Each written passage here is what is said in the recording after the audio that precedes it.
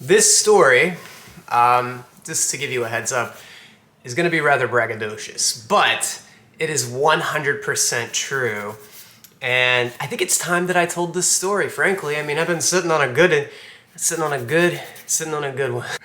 been sitting on a good one. Jesus Christ. All right, here's the story, folks. So about 4 or 5 years ago, when I was in my mid-20s, I was on Tinder in New York City, where I still live. Not on Tinder, though.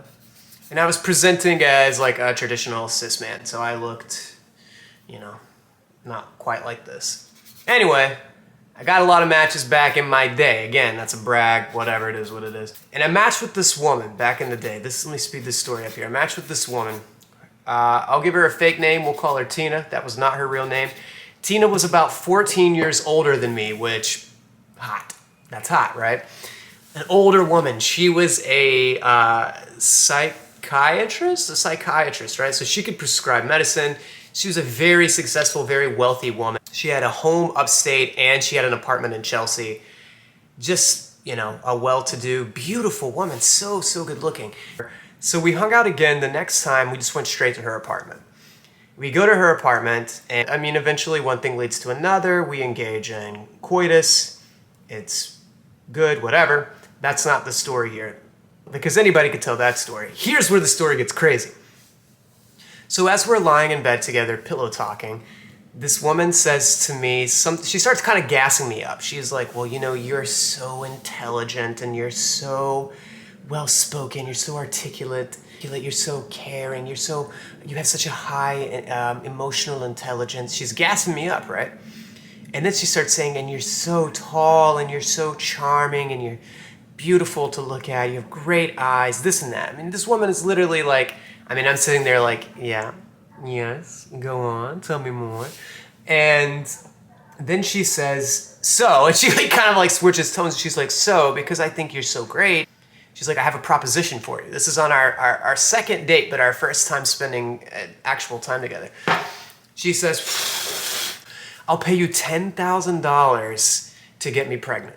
I'll pay you $10,000 to get me pregnant. And I was like, what?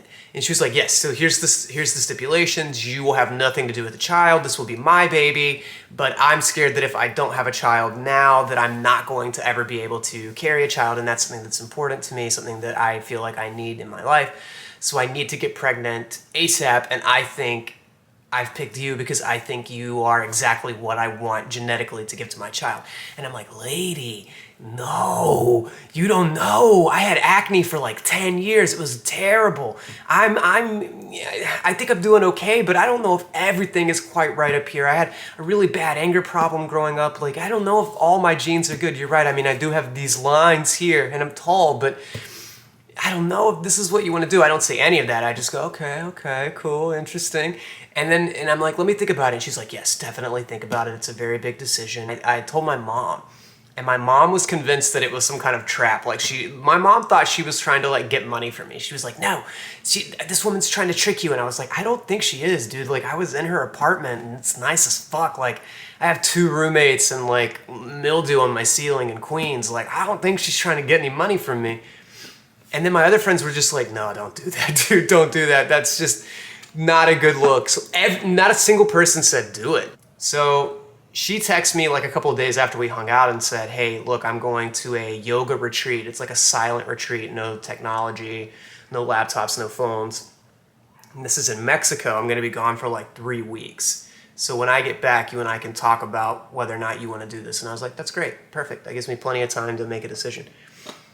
She like eventually was able to look at her phone like once, I guess, while she was there. And so like 2 weeks after she left, I had texted her and just said like, hey, hope you have a safe flight, or like, hope you have a good time, whatever. Just like a sweet little, you know, be good, have a good one text. And then she was like, she replied back to me and she was like, I met a man here in Mexico and he's going to get me pregnant.